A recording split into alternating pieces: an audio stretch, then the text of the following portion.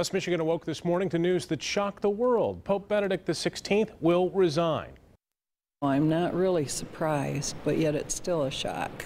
It's a very fast-paced world these days. And it's at that age, I'm sure it's hard to keep up with. Benedict, the first pope to resign in nearly 600 years, saying that being pope requires strength of mind and body, and that at 85 he could not fulfill those duties. His brother says doctors recently told the pope not to take any more transatlantic flights because of his health. He will resign on February 28th. A successor will be picked next month. Tonight, we are getting reaction from West Michigan Catholic leaders who have spent time with Pope Benedict. Our team coverage begins with 24-hour News 8 Steve Kelso tonight. Steve? Hey, good evening, Sue. I spoke today with Bishop Paul Bradley. He has led the Diocese of Kalamazoo since June of 2009. And during his career with the Catholic Church, Bishop Bradley has met with Pope Benedict on 3 separate occasions. Bradley says his most recent meeting took place at the Vatican almost exactly a year ago. At that time, the 10 Michigan bishops were gathered for a 5-year report to the Pope. Bishop Bradley said that he noticed a difference in the Pope's health at that time. His mind was sharp, is sharp, but he was really weaker and frailer than I had ever seen him. The responsibilities of being the Pope take a great toll on anybody, and he was already an older person when he assumed that office. Bishop Bradley says he's comfortable that the Pope made the decision after a great deal of prayer and thought. He's confident that this is the right move for the Catholic Church.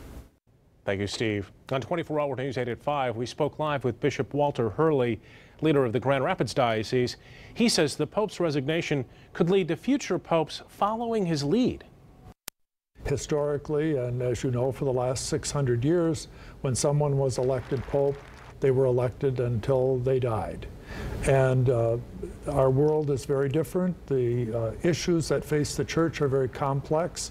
It's a global church. There's a lot of travel that's involved, and it becomes very difficult for someone as they grow older to carry out those functions. So it's precedent setting, I think, in the way that it establishes something that others can follow later on. A Jenison priest is in Rome right now on sabbatical. 24-hour News 8's Joe LaFurci spoke with him on the telephone today to get reaction there.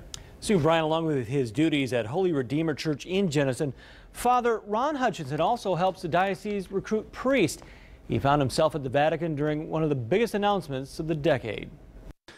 It was midday at the Vatican when someone walked into the classroom where the Reverend Ronald Hutchinson sat with other students. The director of the program walked in and interrupted and said that there had been indications on the BBC that the Pope was planning on resigning, and that had been confirmed by the Vatican. Reverend Hutchinson, seen here in a previous 24-hour News 8 appearance, said the reaction was more curious than emotional. The piazza, void of the faithful that would normally crowd the Vatican on news of a major event involving the Pope. It was more just everybody chattering all at once, talking about it, like, wow, you know, it wasn't emotions like anybody being sad. If you were out in the piazza, you wouldn't know it wasn't any other day here in Rome, to be quite honest with you, except for the fact that there's tons of media with all of their trucks with the great big discs on the top. Not only was today's announcement unexpected, it was with little precedence.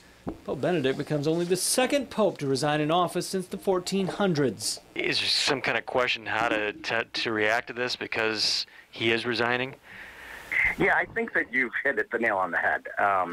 People are kind of like, okay, what does it mean to have a pope that resigns?